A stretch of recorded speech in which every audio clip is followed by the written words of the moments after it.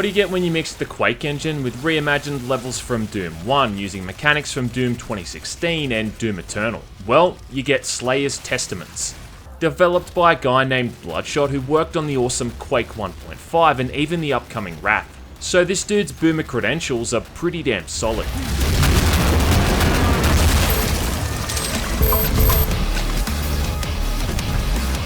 Now this might be one of the coolest Quake mods I think I've ever played. Running in the Dark Places engine, this is the kind of thing that you'd only see in the modding scene. And if you're looking for a way to kill some time until Doom Eternal finally releases, well, this might be just the ticket.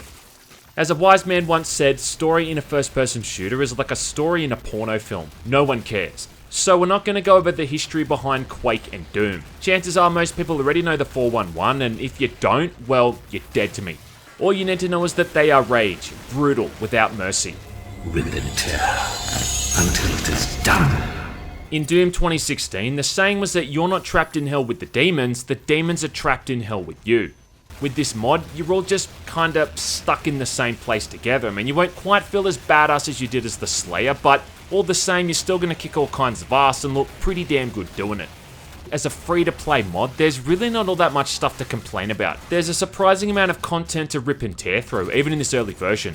Aside from playing through the original 4 episodes from Quake, you've got 2 brand spanking new episodes of old Doom levels developed by Shadesmaster to play through too, which is pretty neat.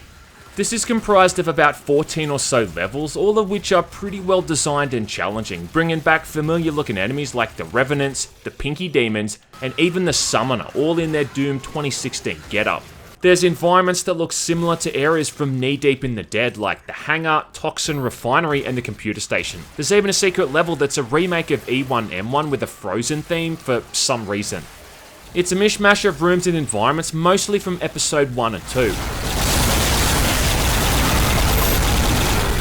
For the final boss fight, you're up against not 1, not 2, but 3 cyber demons at once in an arena that's very similar to the Portals of Chaos from Heretic, which is a reference that the 12 or so people who played Heretic are probably going to love coming across. Thankfully, aside from throwing every enemy at you at once, they also throw every gun at you as well, so you've got more than enough to contend with all this bullshit. Aside from that, there's a sort of tutorial mission which brings you up to speed with the new mechanics called Argent Processing, which they should really force people to play by default. There's an attempt to remake some of the levels from Doom 2016 as well, which is its own standalone campaign called the Slayer's Testament. And again, they've actually done a pretty good job with this. You'll recognise a few of these environments from Doom 2016 brought to life in the simplistic looking Quake engine. I really enjoyed hearing Mick Gordon's music and Hayden's narration over the top of the charmingly janky shooting and movement controls. You even get to take on the Spider Mastermind again for the final boss fight. I'm going to assume at this point that most people have played and finished Doom 2016, and you're not in that small group of contrarians who hate it simply because of the whole new game bad, old game good mentality. Doom 2016 had some of the tightest shooting controls of all time, and I mean, it still does.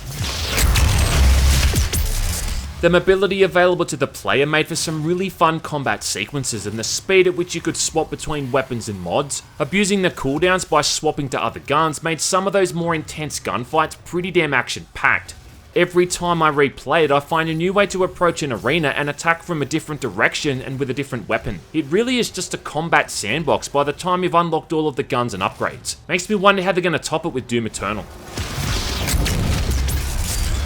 And Slayer's Testaments has done its darndest to carry all of that stuff across. So along with now playing as the Doom Slayer, which alone is pretty badass, you've also got access to all of his weapons and abilities. Weapons include the pistol, shotgun, super shotgun, assault rifle, chain gun, rocket launcher, plasma rifle, Gauss gun, BFG, and the chainsaw, as well as the Slayer's bare hands.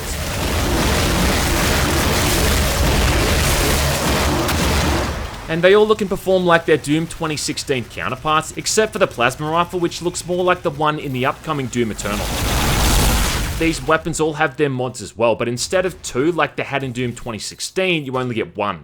The super shotgun gets increased reload speed, the shotgun gets the grenade alternate fire, and the assault rifle gets the micro missiles. For the rest of the mods though, well, you'll just have to play it yourself and find out, bitch. About the only thing that I don't like is how you can't swap weapons as quickly as you could in Doom 2016, but I think this is more the fault of the engine than the modders.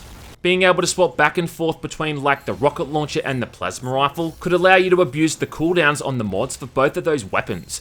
It was an essential skill to surviving on the higher difficulties and when you faced lots of enemies at once. In Slayer's Testament though, this isn't quite as fast as you'd kinda want it to be.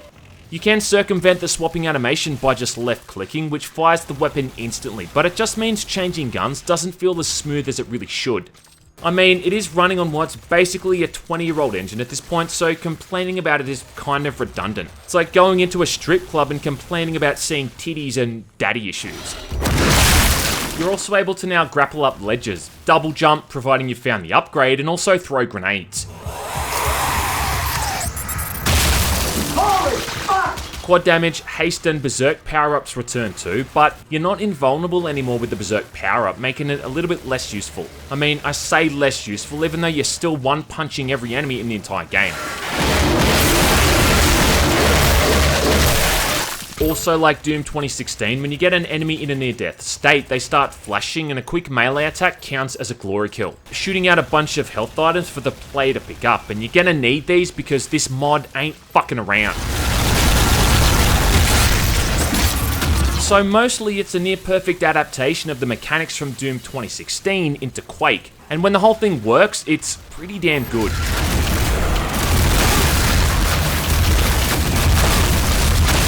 Slayer's Testament has a similar hub to Quake, and the first thing you've got to do is choose the difficulty mode. You've got Hey Not Too Rough, Hurt Me Plenty, and of course Ultra Violence. I played through the whole thing initially on Hurt Me Plenty, then bumped it up to Ultra Violence for a second playthrough. And let me tell you, Ultra Violence is the kind of thing that'll have you eating up rocks and shitting out gravel. It's not incredibly punishing, but once you're in combat, it is incredibly relentless. And if you stand still for more than a couple of seconds, you're just gonna get your ass handed to you. There's attacks in this mod from certain enemies that can pretty much kill you in a single hit.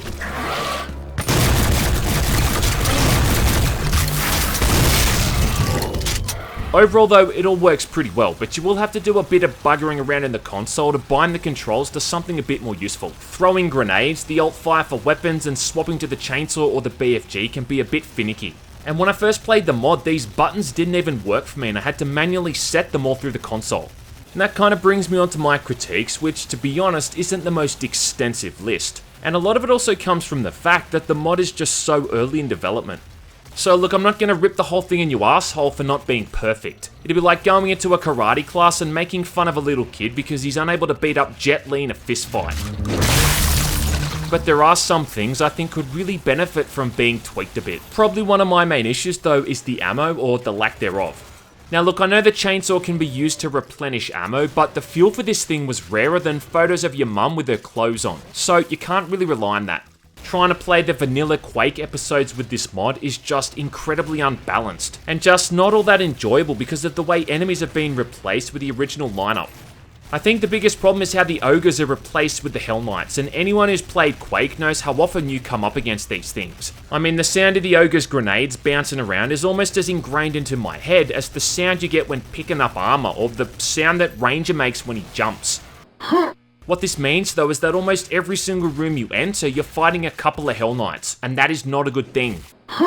Their hitboxes aren't that great either, because it seems like the Hell Knights still have the long reach of the ogres. And that was justified because those guys were swinging a chainsaw, but for the Hell Knights to still be able to reach that far is kinda horse shit. On top of that, they seem to have removed the ledge grappling ability, and the weapon upgrades are so rare to the point of basically not existing. So it just kinda plays out like a weapons and enemies pack. It's kinda boring. About the only thing that I think works with these original episodes is the Baron of Hell replacing the Shambler, because you fight Shamblers so little that it doesn't really matter, and a bit of a challenge is welcome. Everything else just kinda seems out of place.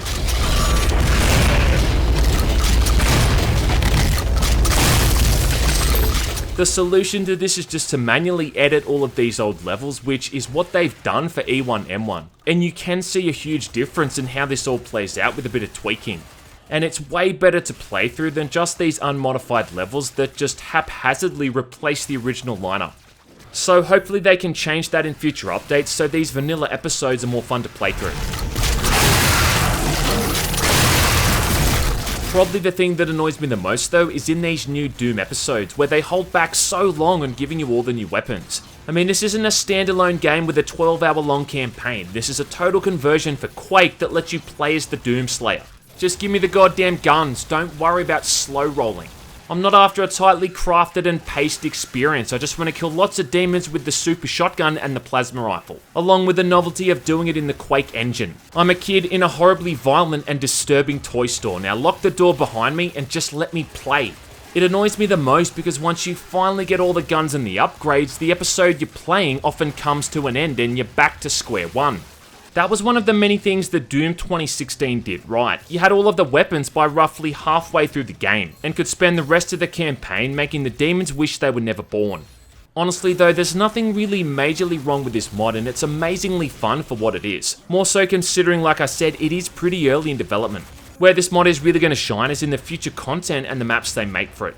There's no ModDB page or anything, which is a bit weird, but you can hop into their Discord server and download the latest version along with chatting to the modders and giving them your feedback.